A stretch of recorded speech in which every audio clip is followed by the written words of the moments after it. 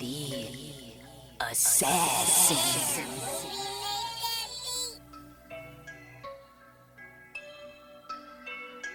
You know I break necks, call me Jack Tate. I have no regrets while your life is fading. I'm a crazy fuck equivalent to Satan. When I'm behind the mic, I feel like the greatest. You know I break necks, call me Jack Tate. I have no regrets while your life is fading. I'm a crazy fuck equivalent to Satan. When I'm behind the mic, I feel like the greatest. What up, y'all? You're listening to Sports Talk with Tropp, and I'm your host, Katie Tropp. On today's bonus episode, I've compiled a couple of my past lists from previous episodes from last year. We're going to go ahead and do the Top 10 NFL GOATs from the 1980s and the 1990s. Last week. So this week, we are doing the Top 10 NFL GOATs of the 1980s. And let me tell you, this list was very difficult for me to whittle down. Some of the guys I had to leave out, I'm like, fuck, I couldn't believe I had to leave you out. But you know what? You can't include everybody. And now, my top three, easy. Right off the bat, I knew exactly who I was putting at number one. And then I knew who I was putting right behind them at 2 and 3. Just because, number one, the 80s was dominated by one player and one player alone. And when I get to number one, there are zero arguments of what player dominated the NFL in the 1980s. If you know, you know. And if you have any arguments against it, you are El Stupido, in my opinion. So let's get started with my top 10 NFL GOATs of the 1980s, beginning with number 10. I cannot believe I put him at number 10. That's how fucking good this list is. He is so far down. I was like, whoa, this is almost disrespectful, but that's how good the players were in the 80s, and that is Mike Singletary, linebacker of the Chicago Bears. He played for the Bears from 1981 to 1992, and literally no defender dominated the league like this motherfucker did. Now, you could argue for a few different defenders on this legendary Chicago Bears defense, but I had to go with Singletary. I mean, nobody dominated the 80s like he did. I mean, they won Super Bowl 20 in 1985, obviously the 85 Bears.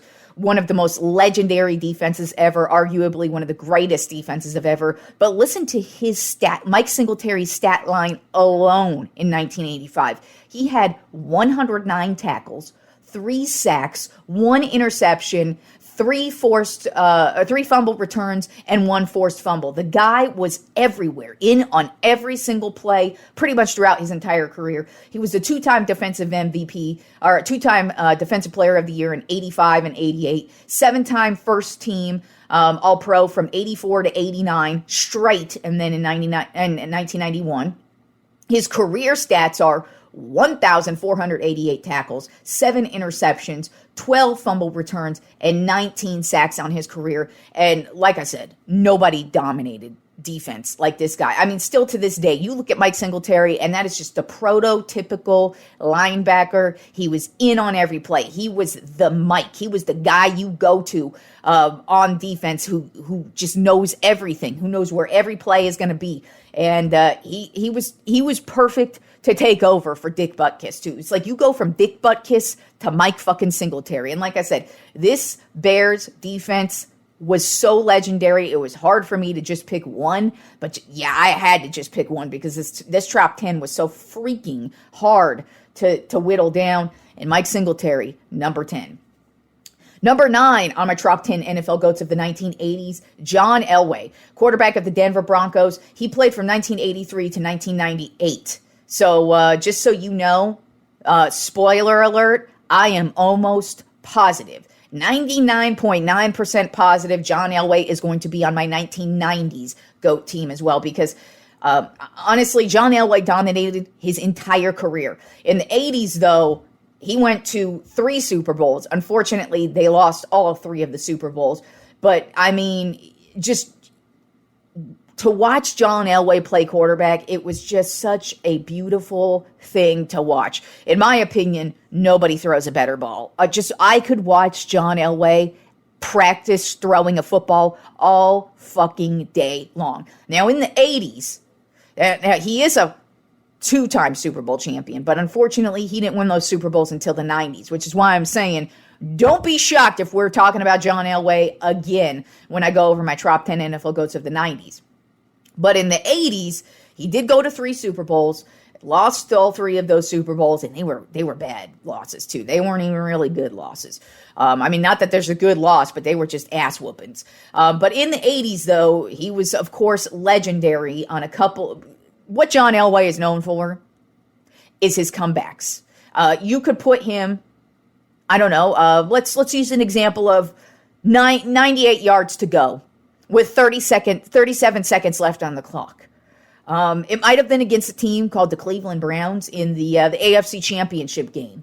John Elway might have driven them down 98 yards in 37 seconds. It's this play called this drive, actually called The Drive. It's so legendary, that's why it's called The Drive. But yeah, John Elway drove 98 yards, 37 seconds, and ripped the hearts of the Cleveland Browns out on the field.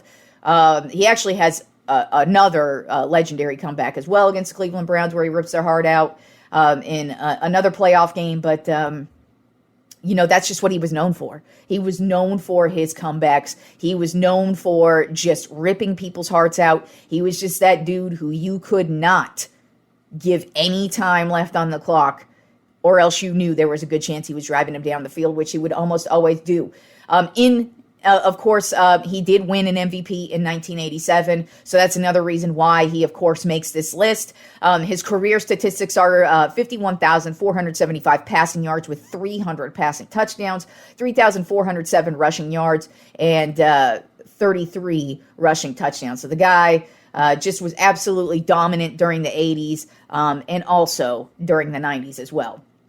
Then at number 8 on my top 10 NFL GOATs of the 1980s, Ronnie Lott, the safety of the San Francisco 49ers. He played with the Niners from 1981 to 1990. He would actually play a few more seasons in the NFL post San Francisco. He would also play for the Jets, and I can't remember who else he played for, but he played for a couple other teams. But we all know Ronnie Lott as a San Francisco 49er, and he was one of the most dominating defenders ever. He is a 4-time Super Bowl champion. He won all of them with the San Francisco 49ers. He won 16, 19, 23, and 24. And really, when you talk about just dominating defenders, one of the greats. Just one of the greats. Probably the greatest safety ever. His career numbers are 1,146 tackles, 63 interceptions, 16 forced fumbles, 17 fumble returns, and 5 touchdowns. He actually owns an NFL record.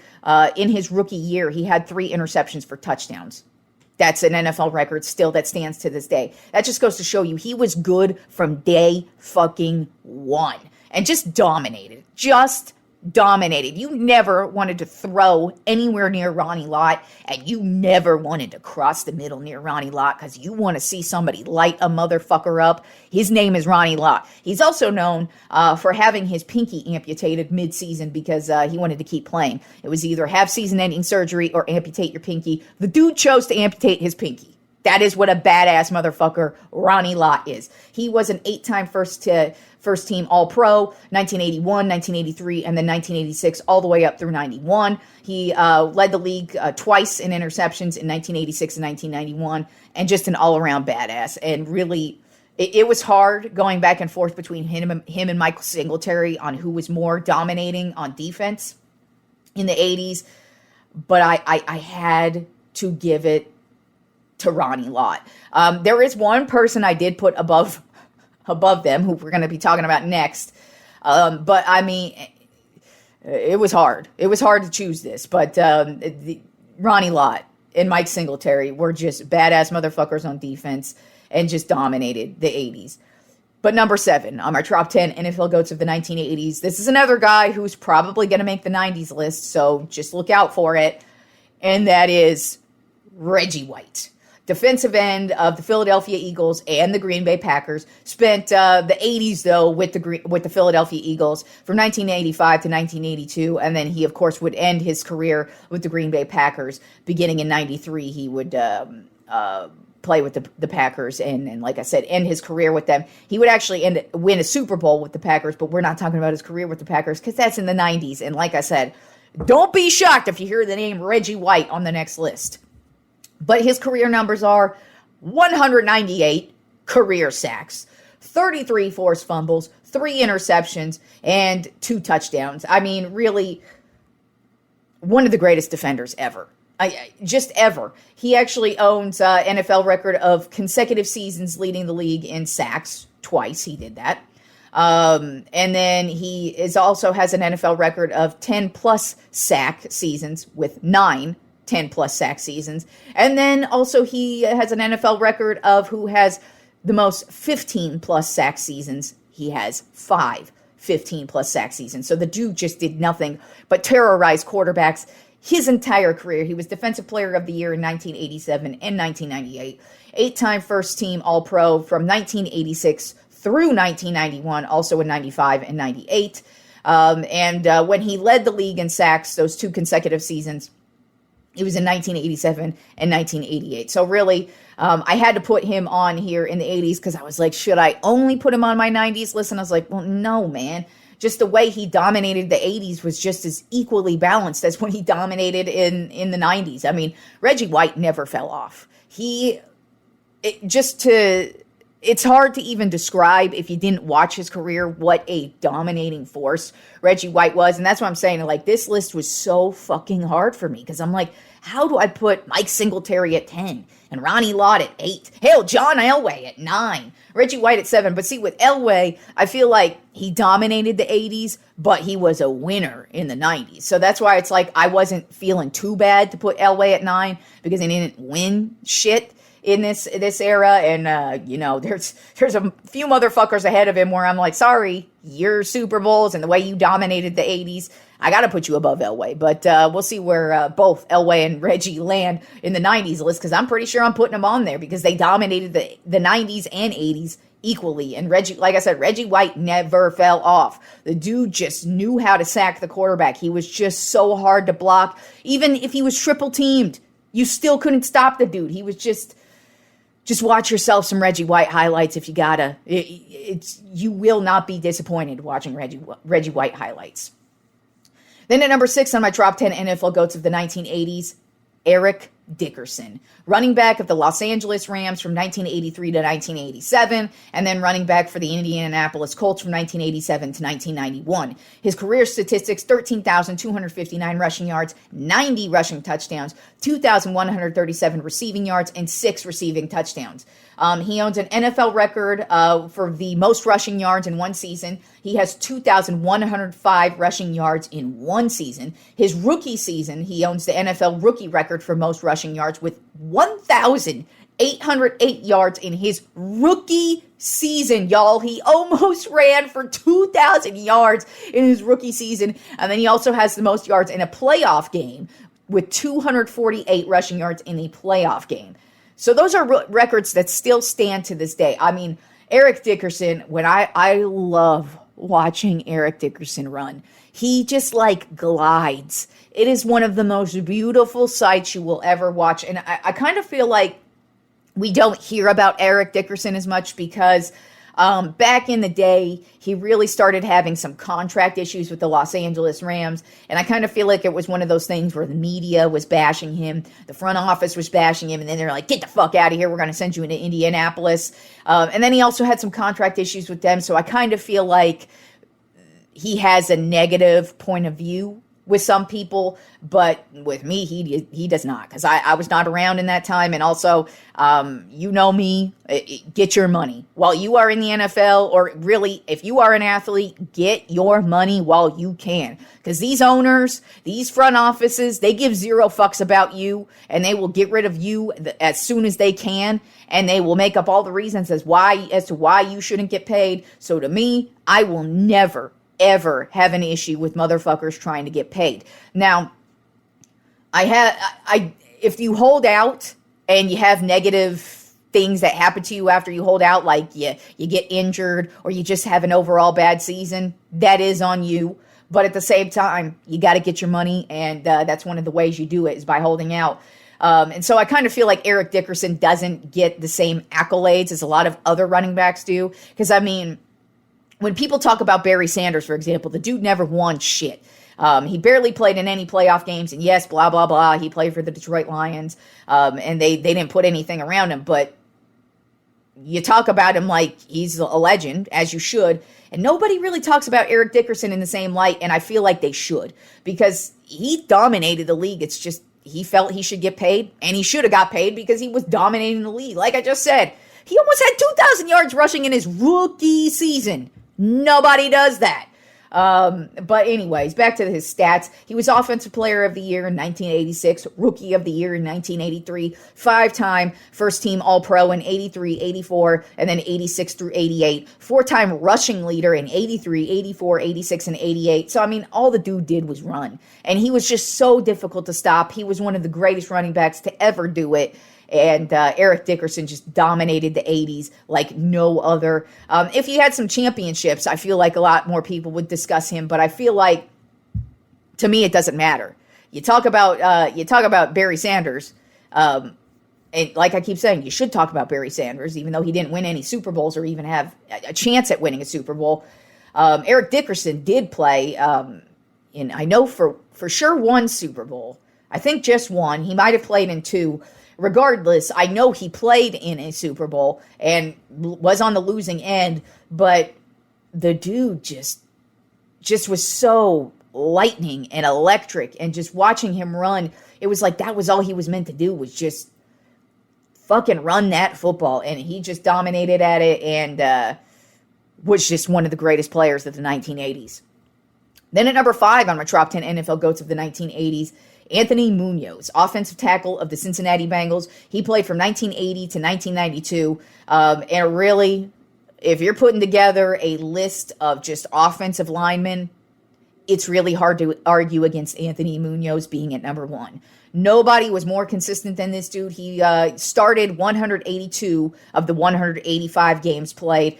He was really an Iron Man. He really didn't miss a lot of games throughout his career. He was a 9-time First Team All-Pro from 81 to 83 and then 85 to 90. So that's the majority of his career. And he just was he was the pinnacle of consistency at the offensive line, and just really nobody dominated the offensive line like he did. And like I said, if you're putting together a list of just offensive linemen, it's hard to argue against him being at number 1.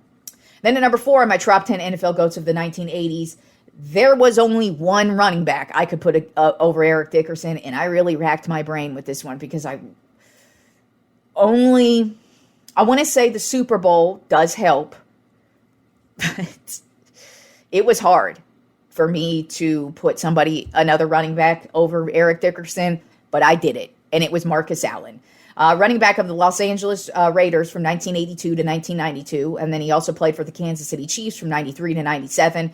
He won Super Bowl 18 with the Raiders, and was also the MVP of that Super Bowl, and has one of the most insane, memorable runs ever in Super Bowl history. Actually, just one of the greatest Super Bowl performances you will ever see. I can't remember exactly how many yards he had in that Super Bowl, but it was over 200 yards. So that's what kind of a dominating game he had. But I mean, to watch Marcus Allen, to me, really, it was hard. Like I said, hard to choose between him and Dickerson, because Dickerson was just as electric as Marcus Allen. But to me, Marcus Allen had a few more memorable plays where you're like, whoa.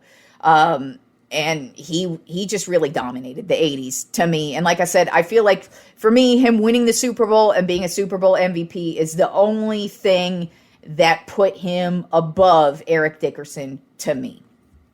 Marcus Allen's career stats, 12,243 rushing yards, 123 touchdowns, 5,411 receiving yards, and 21 receiving touchdowns. He was the MVP in 1985, Offensive Player of the Year in 1985, Rookie of the Year in 1982, and just what, if you really want to see some good ass running, Marcus Allen it is insane to watch some of the plays this guy made in his career. So fun to watch. And when I was rewatching some of the highlights of him, I'm like, damn, Marcus Allen was that dude. For me, I remember him as a Kansas City Chief because obviously he played for the Chiefs from 93 to 97. So that's really, I was like in third grade in 93. So that's when I really started to watch football, was kind of like in the 1990s, 90, 91, 92, that era. It's starting to, that's when I really started to pay attention and watch and get to know things. So Marcus Allen to me was a Kansas City Chief, but watching him as a Raider, whoa, that guy was just electric and just fantastic. And really, do yourself a favor and watch his performance in Super Bowl 18. That guy he literally runs into a wall of defenders and then just turns the fuck around, which you should never do, and then runs up the middle and makes a touchdown. It is one of the most amazing plays, and he actually has quite a few career plays like that. There's one Monday Night Football game where he just has this insane, I think it's a 99-yard touchdown, I believe. I could be wrong. I could be thinking of somebody else, but Marcus Allen was just, boom, fucking phenomenal. Absolutely dominated the 80s, and really difficult for me to rank him above Eric Dickerson. But this bitch did it. All right, we got down to the nitty gritty right here, guys. Number 3 on my top 10 NFL GOATs of the 1980s. I almost put this guy at number 1, but like I said, there was only one player to me that dominated the 80s more so than these next two guys I'm going to discuss, and this is Lawrence Taylor, linebacker of the New York Giants. He played from 1981 to 1993, won 2 Super Bowls, won Super Bowl 21 and Super Bowl 25 with the Giants, and there is no more feared defender on this planet than Lawrence Taylor. His career numbers are 132 and a half sacks, 11 fumbled returns, 9 interceptions, and 2 touchdowns. One of the only defensive MVPs ever. He won the MVP in 1986. He won Defensive Player of the Year in 81, 82, and 86. He was Rookie of the Year in 1981. So he was one of those players where he was exceptionally consistent as well, especially in the 80s. I mean, 80s, he was the most feared defender you will ever see on the planet. He was an 8-time first-team All-Pro from 1981 to 86, and then in 88 and 89. So that's how dominating he was in the 80s. Like, boom. You could not stop Lawrence Taylor. I mean, really, he's the only one I could put above Singletary, Lott, and Reggie White. And it was difficult to do that. But, I mean, Lawrence Taylor is just absolute epitome of legendary linebacker. And just the way he dominated, the way he would scare dudes just lining up. So he would force false starts, and motherfuckers would be just shitting their pants just by looking at him because they knew he was going to serve them up some punishment. And really, just no defender really dominated the league more so than Lawrence Taylor in the 80s. And like I said, I almost put him at number 1, but it was really difficult to do that because, like I said, there's only one player who dominated the 80s more so than everybody. Now let's get to number 2 on my top 10 NFL GOATs of the 1980s. I also could have put this guy at number 1, but I did not. He's going to make the 90s list. I guarantee you that. So like I said, there are 3 guys on this list. Do not be shocked if you hear they are on the 90s list as well. Jerry Rice, wide receiver of the San Francisco 49ers. He played for the 49ers from 85 to 2000. He would ultimately go on and play for the Raiders for a couple of seasons and then the Seahawks. And just his career would kind of peter out towards the end there. But he is a 3-time Super Bowl champion. He won Super Bowl 23, 24, and 29. He was Super Bowl MVP of 23. And honestly, I didn't even have enough room on my paper really to write down everything that Jerry Rice has done in his career. But his career numbers are 22,895 receiving yards, 197 touchdowns. And then he owns the NFL record for most receptions with 1,549 receptions. He also has the NFL record for most receiving yards with 22,895. He also has the NFL record for most career playoff receiving yards with 2,245. He also has the NFL record for most 100-plus receiving yard games with 76 100 receiving yard games. He also has the NFL record for most 100-plus receiving yard games in the playoffs with 8. He also has the NFL record for most touchdowns with 197 touchdowns. He also has the NFL record for the most playoff receiving touchdowns with 22. He also has the NFL record for the most all-purpose yards with 23,546. He also has the NFL record for most all-purpose yards in the playoffs with 2,289 yards. And then last but not least, he also has the NFL record for most Super Bowl receptions with 33 receptions. Those are just the few NFL records that Jerry Rice owns. He also was a two-time Offensive Player of the Year in 1987 and 1993. And then he was a 10-time first-team All-Pro from 1986 to 1990, and then also from 1992 to 1996. Obviously, nobody dominated like Jerry Rice. Still to this day, I don't think there is a receiver that touches what Jerry Rice did. And watching Jerry Rice highlights, and I'm a Cowboys fan, y'all. I am a Cowboys fan, but guess what? I own a Jerry Rice jersey. I actually wore it on Super Bowl Sunday. I throw it out there every once in a while because I do have quite a few players who don't play for my favorite teams' jerseys because I just respect the game. And Jerry Rice, I love Jerry Rice. I don't care. I don't care how much he would torch the Cowboys up. He was so fun to watch. He was just a beautiful receiver just to watch him. Just the routes he would run, the way he was just a fantastic receiver. And I am privileged to have watched this motherfucker light up the Cowboys on numerous occasions. But guess what? The Cowboys kicked his ass a couple of times as well. But Jerry Rice was a bad motherfucker, and I feel sorry for you motherfuckers who did not get to watch the career of Jerry Rice because he was fantastic, and it was hard for me to not put him at number one. But like I said, nobody dominated the 1980s more than number one on my top 10 NFL GOATs of the 1980s. Who do you think it is? I don't know.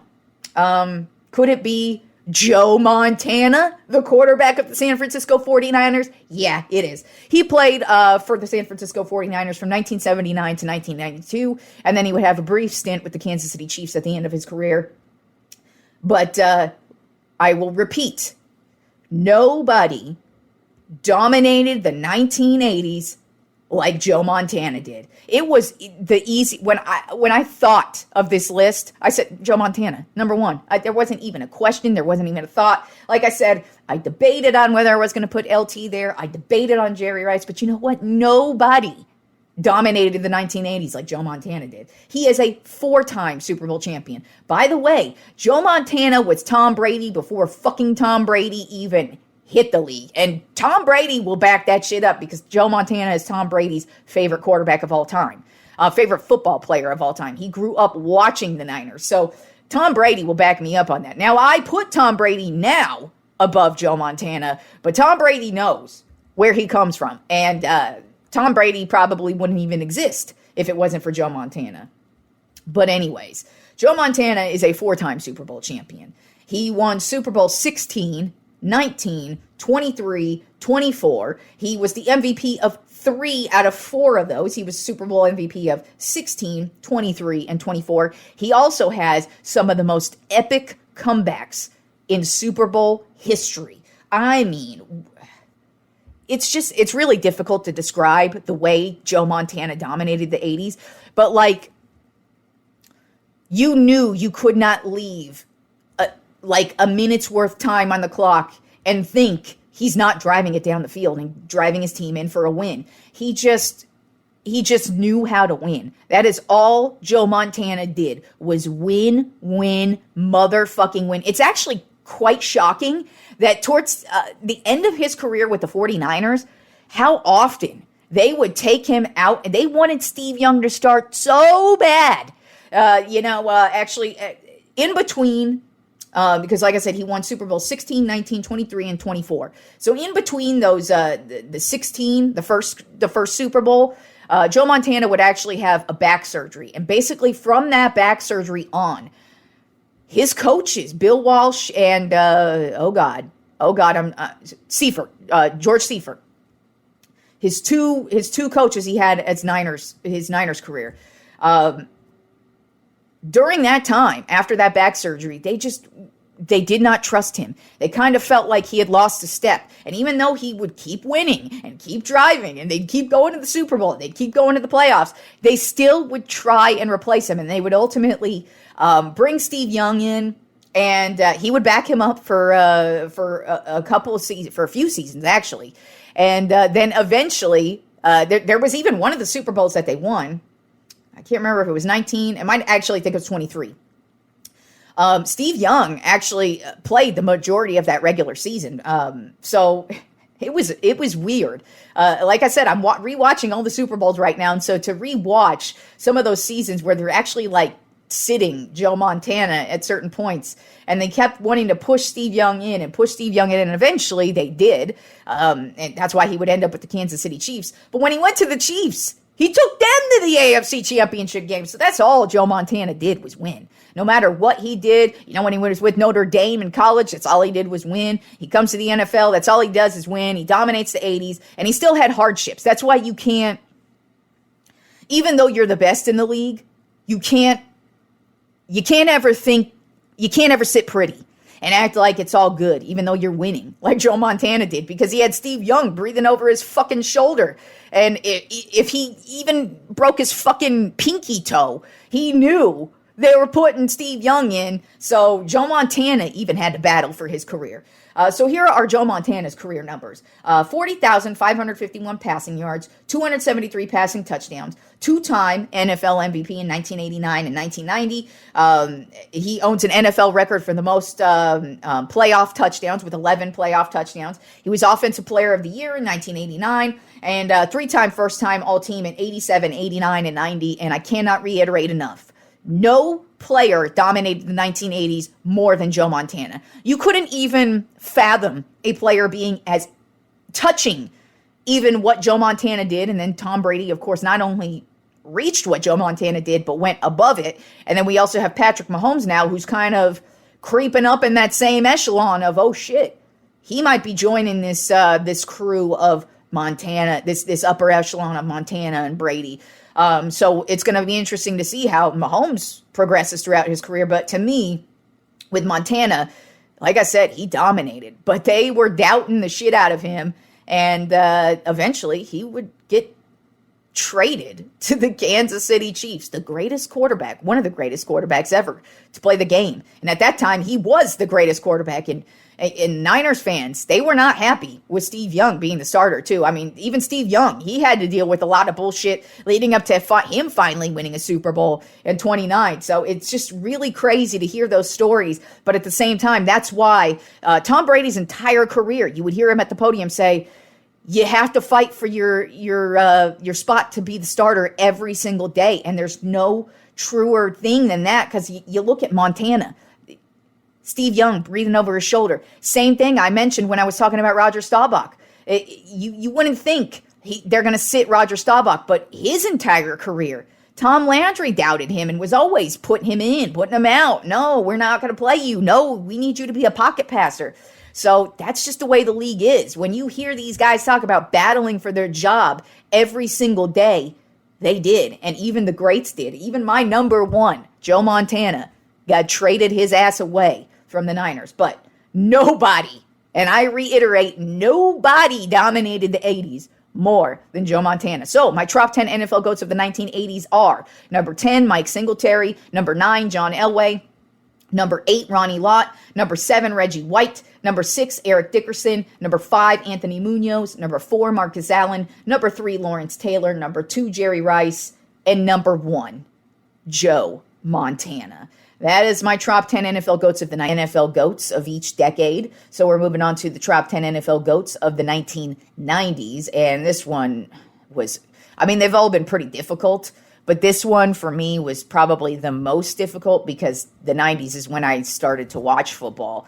And so there are so many players I was like, oh shit, I got to leave him out. Oh shit, I got to leave him out. I got to put him in. Like, it was really difficult. Now, number 1 and 2 were not difficult at all. I knew I was going to put them at number 1 and 2 because they were the two players that absolutely dominated the 90s. I will say that some of this list is going to piss off some of you Cowboys haters because I know you all like to act like the dynasty Cowboys of the 90s was some like Fugazi team when they're one of the most dominating dynasties ever. And you always like to make excuses up for all the players and act like, oh, yeah. Emmitt Smith had a great offensive line. He would have been nothing without it. Yeah, well, guess what? That's the case for everybody. So shut the fuck up and get over it. So let's get on to my top 10 NFL GOATs of the 1990s, beginning with number 10. And if you know me, you know this is my favorite player of all time in football, and there was no way I was leaving him off the list. Quite frankly, you're lucky I didn't put him at number 1 because my heart wanted to put him at number 1, but my head would not put him at number 1. But I went ahead and put Troy Aikman at number 10 because, A, he's my favorite player, and this is my list, and I can put him wherever I want. Also, he was one of the most dominating quarterbacks of this era. And all he did was win. And as a matter of fact, he won at every level that he ever played in his entire career at quarterback, from Pee Wee League to high school to college, all the way to the pros. But all y'all like to talk about how overrated he is because, he had all this great talent surrounding him because no other football player in the history of sports has ever had that happen to him, right? Yep, no, only Troy Aikman. Well, he is number 10 on my list, quarterback of the Dallas Cowboys, played from 1989 to 2000.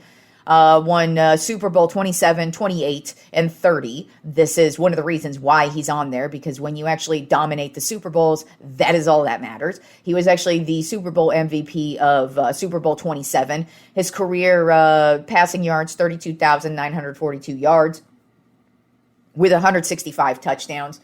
Literally one of the most efficient quarterbacks of all time, and just dominated the league. And like I said, my favorite football player, and there was no way I was making this list and not including him somewhere on it. Like I said, y'all are lucky I put him all the way down at 10 because, like I said, Hart would have put him at number 1.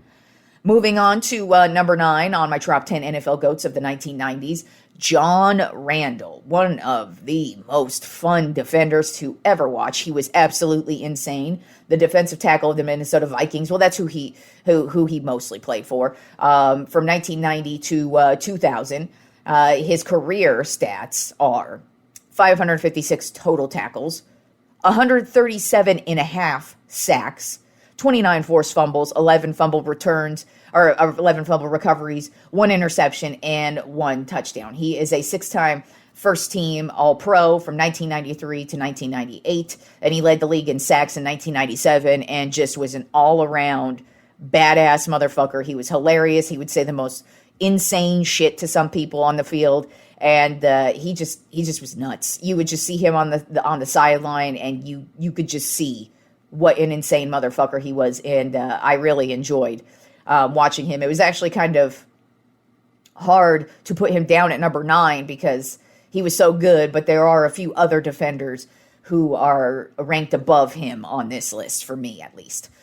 So then at number 8 on my top 10 NFL GOATs of the 1990s, Reggie White. Now this is the first repeat because he was on the 1980s list, and now he's on the 1990s list. Now he really mostly dominated the 80s. The majority of his dominance was definitely 80s. When he went to the Packers in the 90s, he played with the Packers from 93 to 98, and he actually won the Super Bowl with them in 31, but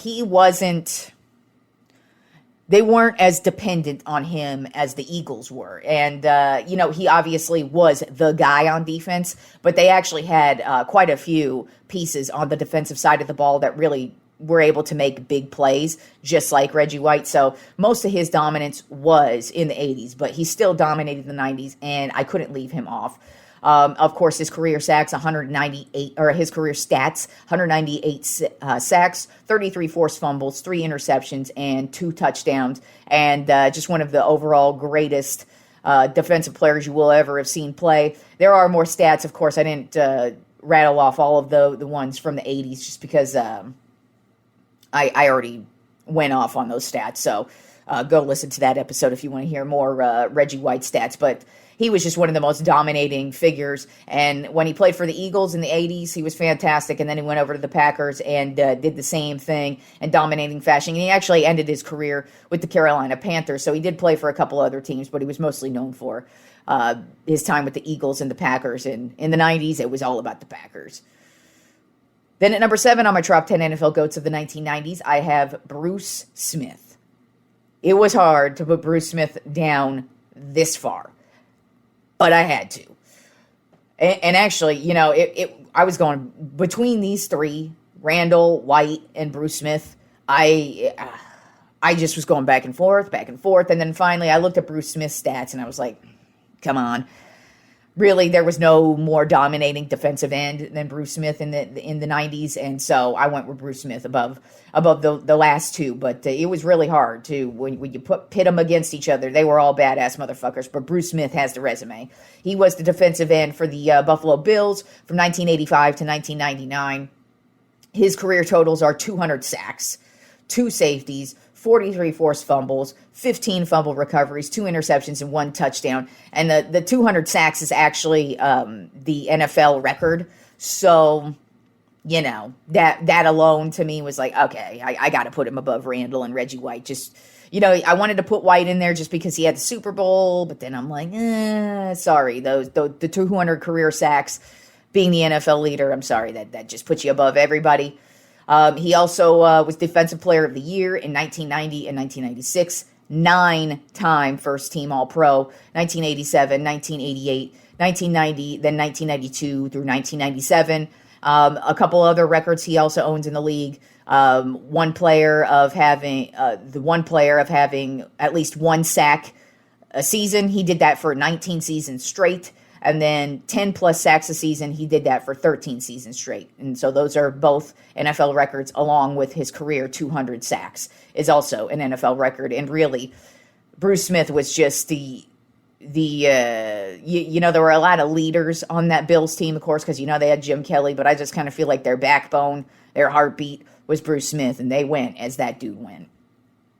Then at number 6 on my Tropp 10 NFL GOATs of the 1990s, Barry Sanders, running back for the Detroit Lions. He played from 1989 to 1988. His career marks are 15,269 rushing yards, 99 rushing touchdowns, 2,921 receiving yards, and 10 receiving touchdowns. He was the MVP in 1997, 2-time Offensive Player of the Year in 1994, 1997. He was a Rookie of the Year in 1989, 6-time First-Team All-Pro from 89 to 91, 94, 95, and 97. And he led the league in rushing 4 times in 1990, 94, 96, 97. Definitely one of the most dominating running backs of this time. Definitely exciting. But I know a lot of people are going to be very upset because, yes, he is behind Emmitt Smith on this list, and you can get upset about it all you want, but guess what? Emmitt Smith showed up in the postseason. Barry Sanders did not. The end of that argument. You can suck a fat one. But Barry Sanders was still great. He was still exciting, and absolutely one of the most dominating players of the 1990s, so he had to go on this list. Then at number 5 on my Tropp 10 NFL GOATs of the 1990s, Deion Sanders. He was a cornerback for the Atlanta Falcons from 1989 to 1993. He was with the San Francisco 49ers in 1994. Then he played with the Cowboys from 95 to 1999. And then he played for a couple other teams as well, the Redskins and the Ravens, to end his career. But, I mean, really, the thing about Deion Sanders is he is one of the most unique players football has ever seen. He was a 3-tool player where he played defense. Of course, that was his primary position, was cornerback. But he also would play wide receiver sometimes on offense. And then he was a special teams beast on punt returns and kick returns. So he not only was a fantastic cornerback, I mean, you really could not score on Deion Sanders. He was one of the definition of shutdown cornerback is Deion Sanders. But the fact that he could play offense and special teams, and once he went to the Cowboys, that's where the offensive side of things really took off for him. It wasn't really just he was thrown in every once in a while. I mean, he made some key plays in Super Bowl 30 on the offensive side of the ball. So some of Deion's career stats are 53 interceptions, 10 forced fumbles, 13 fumble recoveries, 10 defensive touchdowns. On punt returns, he's got 2,199 yards with 6 touchdowns. On kick returns, he's got 3,523 yards and 3 touchdowns. And on offense, he has a total of 10 touchdowns. So the guy didn't just play all three sides of the ball. He actually played them well, too. He was dominating on defense. He was actually dominating on special teams. He was one of the most electric players on special teams, really. Just watch him. And then offensively, he would make some big plays, and you could always count on Deion Sanders to show up. He was the Defensive Player of the Year in 1994. He's a 6-time first-team All-Pro from 92 to 94, and then from 96 to 98.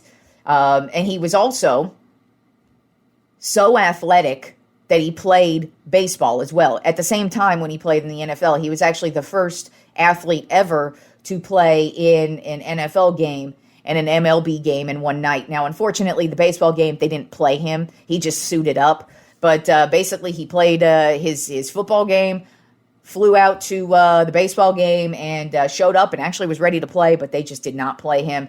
And but I mean, he played baseball while he played football. That is how talented and unique Deion Sanders is. That's why when I say, man, if you missed out on Deion Sanders, I just feel bad for you because you missed greatness. And another great thing about Deion Sanders, and it's one of my favorite Deion Sanders moments because it was when he was in a Cowboys uniform. It is called the Deion game. It is a Monday Night Football game against the New York Giants in which he would have an interception for a touchdown, a punt return for a touchdown. He would set up the Cowboys in good field position after making a huge play on offense at the wide receiver position, and he would also have a nice kick return as well. So it was literally a game in which he had a hand in just about every game-winning drive or every scoring drive in that game. And I mean, really, he was just something else. No matter who he played for, he was just something else. And he had one of the greatest careers ever, and I enjoyed it. Then at number 4 on my Tropp 10 NFL GOATs of the 1990s, Steve Young, the quarterback of the San Francisco 49ers. He played for the Niners from 1987 to 1999. He, of course, started his career with the Buccaneers and would end it with the 49ers. He actually would start out as Montana's backup, and then they would just go back and forth for a few years, playing the rotating quarterback, and then they decided to go with Steve Young. And he is a 3-time Super Bowl champion, but 2 of those Super Bowls he was the backup. So for 23 and 24, he was the backup. But for 29, not only did the Niners win that one, but he was the MVP and actually scored the most touchdowns. It was a Super Bowl record at the time, 6 touchdowns. I believe Tom Brady has tied it, of course. I mean, if it ain't Tom Brady, who the fuck else is it? But regardless, he did have 6 touchdowns, and it was really just one of his most dominating performances ever. But, I mean, just in the 90s, Steve Young really just dominated this league. And also, it's funny, too, because, Niners fans, of course, loved Joe Montana, and so it took a while for them to warm up to Steve Young when he became the starter, but once he finally won Super Bowl 29, I think they were finally over it. His career yards, 33,124 passing yards, 232 passing touchdowns, 4,239 rushing yards, and 43 rushing touchdowns. That's one of the things about Steve Young is not only was he great with his arm, but he would make some huge plays running and would always put his body on the line. I mean, if you remember Steve Young, the dude would practically get a concussion every other game, it felt like. So, but that's just because that's the way he played. He was a 2-time MVP in 92 and 94, Offensive Player of the Year in 92, 3-time first team All-Pro 1992 through 1994, and he led the league in touchdowns 4 times in 1992, 1993, 94, and 1998. Then at number 3 on my Tropp 10 NFL GOATs of the 1990s, Brett Favre, the quarterback of the Green Bay Packers from 1992 to 2007. He would, of course, go on to play for the Jets and the Vikings to end his career, but we are talking about his domination in the 90s. And honestly, really living through the 90s, and it really does pain me to say this, because growing up, I hated Brett Favre. I respect the shit out of Brett Favre, but I hate the Packers. I could never root for the Packers, and as a Cowboys fan, you just hated the Packers and Brett Favre. So I could not stand the dude, but to overlook his greatness at the time, I cannot do such a thing. Like I said, I respect the dude's career way too much, and he was, in my opinion, the quarterback of the 90s. Even though Steve Young, very dominating. Once I get to Brett Favre's career numbers, you will see his career numbers are actually even more stellar than Steve Young's, which is crazy. But also at the same time, Favre was a starter his entire career, whereas Young wasn't. And then Aikman didn't have nearly the blowout stats that Favre had, and he was more of just a winner, whereas Favre was the fun gunslinger that everybody just really liked at the time. But you really can't deny not only his greatness, but his popularity at the same time. Because if you don't know, I'm taking that into account in my GOATs list here is kind of not just your popularity, but just if you were a face of the league, there was a reason why, and Brett Favre in the 90s was one of the many faces of the league. So his career stats. His career passing yards are 71,838 yards. Okay? I mean, right there. That's 71,000 passing yards in his career. As I said, Aikman's another quarterback on this list. He had 32,942, and Steve Young had 33,124. Brett Favre had 71,838 passing yards. So that right there, that stat alone puts him right up there. And then he had 508 touchdowns. So, come on, y'all. I had to put him up there.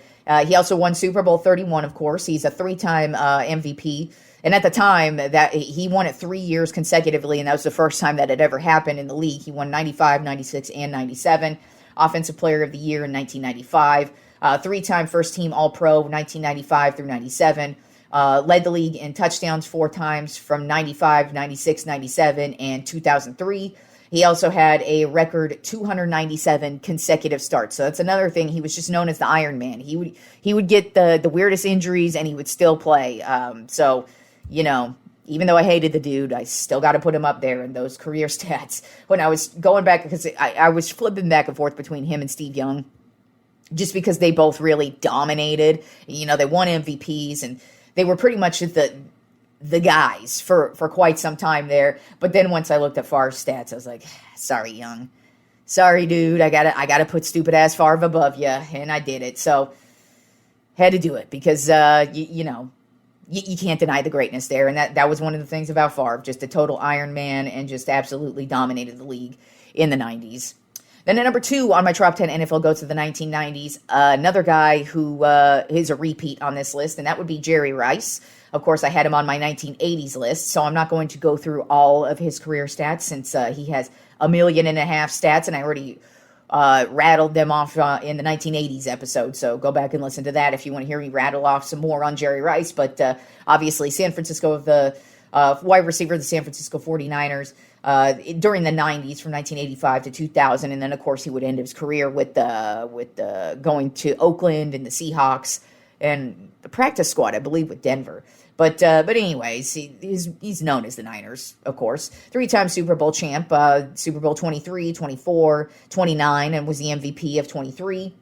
Offensive Player of the Year in 1987 and 1993. 10-time first-team All-Pro from 1986 to 1990. And then 1992 to 1996. My guess is that 1991 season where he wasn't a first-team All-Pro, I'm betting he was injured that season. His career stats are 22,895 receiving yards, which is an NFL record, and then 197 receiving touchdowns, which is also an NFL record. And really, Jerry Rice owns just about every receiving record you possibly could own. He's basically like Tom Brady, where it's like, oh, cool, look at that. Endless record. That's why I'm not going to read off all of his shit again, because I already did it on the last list. Now at number 1 on my Tropp 10 NFL GOATs of the 1990s, Emmitt Smith, running back of the Dallas Cowboys. He was the Dallas Cowboys running back from 1990 to 2002. He would end his career with the Arizona Cardinals, but really nobody dominated the 1990s more than Emmitt Smith. First of all, I would like to say, because this has always been an argument, Barry Sanders is better than Emmitt Smith, and people like I said, they like to, make up all the excuses of, oh, well, he had this great offensive line. Oh, he had this, he had that. Well, apparently y'all don't remember the 1993 season in which he held out for the first 2 games of the season, and the Cowboys would go 0-2 to start the season. And then when he re-signs his deal, all of a sudden they go on this magic little winning streak and go on to win the Super Bowl. By the way, he won the MVP that year. So y'all need to learn this thing called facts and open your eyes and get over your haterade, because Emmitt Smith was the most dominating player of the 1990s. He won 3 Super Bowls, 27, 28, and 30. He was the MVP of Super Bowl 28. His career stats are rushing yards, 18,355 rushing yards. P.S. all-time leading rusher. That is the NFL record that I'm going to put on record right now. Nobody's breaking that record, at least at this rate. With the way they treat running backs in this league, I don't really see a running back able to have that kind of career where he dominates for that many years to even come close to 18,355 yards. So I'm betting Emmitt, if it gets broken, it's going to be a long ass time before it gets broken. His career touchdowns, 164 career touchdowns, 3,224 receiving yards, and 11 receiving touchdowns. He's the MVP of 1993, Rookie of the Year of 1990, 4-time first-team All-Pro from 92 to 95, 4-time rushing leader, 91, 92, 93, and 95, 3-time touchdown leader, 92, 94, and 95. And then some of the records he owns, like I said, rushing yards and rushing touchdowns. Both of those are NFL records. And then also rushing attempts. He's got 4,409 rushing attempts, and that is also an NFL record. So y'all can hate all you want, but Emmitt Smith was the most dominating player in the 90s. He made the biggest impact on the dynasty of that era. And sorry, you turn on film from the 90s, all you see is Emmitt Smith running. He was dynamic. He was amazing. And you could talk about the offensive line, which was great. Don't get me wrong. That was a fantastic offensive line. But there were many games where Emmitt would get past that hole and you can't stop him. There were also games where he played with a dislocated shoulder. And like I said, the 93 season where he held out the first 2 games, that should tell you all what kind of an impact Emmitt Smith made on that team. Now, every player made an impact on that team, as they do with everyone, but Emmitt Smith was the face of the 90s, and he is my Tropp 10 NFL GOAT of the 1990s. So, my Tropp 10 NFL GOATs of the 1990s is 10, Troy Aikman, 9, John Randall, 8, Reggie White, 7, Bruce Smith, 6, Barry Sanders, 5, Deion Sanders, 4, Steve Young, 3, Brett Favre, 2, Jerry Rice, and number 1, Emmitt Smith.